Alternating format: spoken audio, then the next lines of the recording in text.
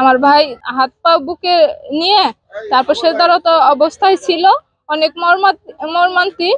আমাদের মনে হয় এটা হত্যাকাণ্ড। ওর অবস্থা খুবই খারাপ ছিল, ঘেঁটিটাও মনে হয় ভাঙ্গা। যেখানে একটা লাশ পাওয়া গেছে, মৃত্যুটা অস্বাভাবিক। আর এখানে বড় একটা জখম ছিল, মনে হইতাছে আমাদের হত্যাকাণ্ড। আমি সকালবেলা 9টার দিকে খবর পাই যে আমার ইউনিয়ন ধুলছুরা, আমার বাড়িও ধুলছুরা ইউনিয়নে। আমি থাকি এই সোনাবাজু পালো মার্কেটে। তো যাই হোক, আমি এখান থেকে খবর পাওয়ার পরে আসার পরে যেভাবে দেখার পরে আমার যেন মৃত্যুটা সন্দেহ হইতেছিল যে এখানে একটা কামড়ের দাগ আছে, ওটা দেখা যায়, স্পষ্ট দেখা যাইতেছে। এবং যার এখানে কাজ করতো ওই ছেলেটার নাম হলো আমিনুল, এই ছেলেটার নাম আমিনুল। এবং এর বাড়ি এলো ধুলছুরা ইউনিয়ন। যে মারা গেছে ওর বাবার নাম হলো আবুল, অথবা বিলি আবুল গেলে সবাই চিনে, আবুল হোসেন। ওরা থাকে হলো ধুলছুরা ইউনিয়নে, কিন্তু মৃত্যুটা অস্বাভাবিক। এই কারণে আমি দৃষ্টি আকর্ষণ করতেছি, প্রশাসনের দৃষ্টি আকর্ষণ করতেছি, সুষ্ঠু তদন্ত করে এর সঠিক জিনিসটা, যে যদি এর কেউ মেরে থাকে বা অ্যাকচুয়ালি আমার যতটুকু ধারণা, আমি আমার বয়সে যত লাশই দেখছি, আমার মনে হয়েছে যে কেউ মেরে ফেলছে। তো যাই হোক, যাই কিছু হয়েছে, সুষ্ঠু তদন্ত করে দোষী ব্যক্তিকে সর্বোচ্চ শাস্তি আমি দাবি করতেছি, এবং আমার ধুলছুরা ইউনিয়নবাসীর পক্ষ থেকেও এই দাবি করতেছি। মোটামুটি 9:45-9টার দিকে আমার কাছে একটা ফোন যায় যে আমাদের এই বেরিবাদে কাঠের দোকানদার করম ভাই, সে আমাকে ফোন দেয় যে এখানে একটা লাশ পাওয়া গেছে। লাশটা তো মানে আবুলের ছেলে। তখন আমি তাকে বললি যে আসলে এটা আবুলের ছেলে, আপনি কিভাবে চিনলেন? আর কি মুখে কোনো ওর একটা কাটা, মানে মুখে কাটার একটা দাগ আছে। তখন আমি তাকে জিজ্ঞাসা করি যে মুখে কোনো কাটার দাগ আছে? তখন সে বলে হ্যাঁ, মুখে একটা কাটার দাগ আছে। তখন আমরা শুনে সেরা মানে আবুলকে আমি ফোন দিই যে তোমার ছেলে এরকম এরকম মনে হয় বেরিবাদে পুকুর পাড়ে একটা লাশ পাওয়া গেছে, ওইটা ছেলেটা মনে হয় তোমার পোলার, তাহলে তুমি অবশ্যই ওখানে যাও, আমি আসতেছি। পরে আমি আসলাম, আসার পরে দেখলাম যে রোডের মাঝখানে উপর করে শোয়ানো মানে আমার কাছে লাগতেছে যে এটা জানি না মানে আসলে মানে কত কি আমাদের সন্দেহজনক, এটা মানে হত্যাযোগ্য হতে পারে, এটা হত্যাকাণ্ড আমাদের ভাবে মানে কাছে লাগতেছে।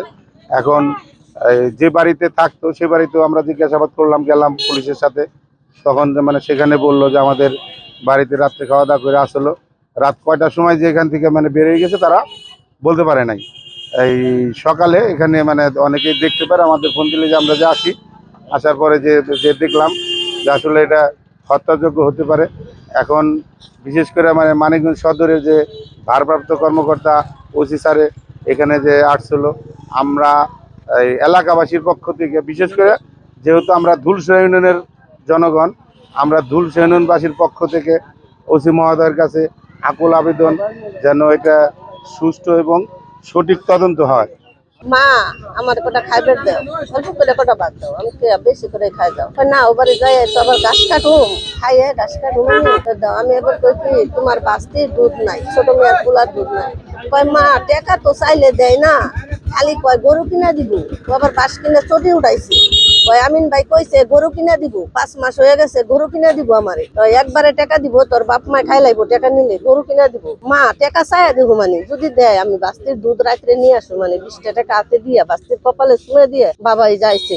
আসার পরে ও বাড়িতে বারানের 20 মিনিটের মতন পরে ফোন দিছে উনি, এই বাড়িওয়ালা ফোন দিছে পরে আমার ছোট পোলায় ধরে কয় সালাম আলাইকুম।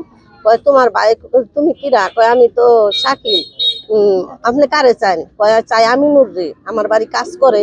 কয় ও তো নাইকে ভাই, বাইরে গেছে গা, বাসাইতে গেছে গা। এই পর্যন্তই বাবা আমি জানি, তারপরে তো আর চাই নাই ভাই। বাসায় থেকে বের হইছে, বলছে মা আমার তো ফোন দিছে কাজের ওইখান থেকে, আমি যাই। বললো তাহলে বাবা কিছু খাওয়া দাওয়া করে যাবো। এখন ভাত খাওয়া দাওয়া করে আসছে, কাজে এখানে আসছে। এখন রাতে আবার 8টা-9টা বাজে কাজ শেষ করে আমার চাচাতো ভাই বাসায় যায়, কালকে আর যায় নাই। তখন আমার কাকায় আবার আমার চাচাতো ভাইয়ের মোবাইল নাই দেখা ওর মালিকের কাছে ফোন দিছে, প্রতিদিনই ফোন ধরে, কিন্তু কালকে আর ধরে নাই ফোন। আমরা সকালে খবর পাই আমার চাচাতো ভাই এখানে পইড়া রইছে। আমরা ঘটনাস্থলে আইসা দেখি যে আমার চাচাতো ভাই শেষদারত অবস্থায়, হাত পা বুকে নিয়ে তারপর শেষদারত অবস্থায় ছিল, অনেক মর্মান্তিক। আমাদের মনে হয় এটা হত্যাকাণ্ড।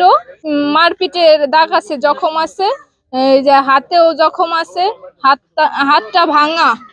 আর ওর অবস্থা খুবই খারাপ ছিল, ঘেঁটিটাও মনে হয় ভাঙ্গা, মানে দাগ ছিল অনেক, ফুইলা গেছে। আর এইখানে বড় একটা জখম ছিল, মনে হইতাছে আমাদের হত্যাকাণ্ড। আমরা দেশবাসীর কাছে একটাই আবেদন, আমরা যেহেতু গরিব মানুষ, আমরা যেন এটা সুষ্ঠু বিচার চাই।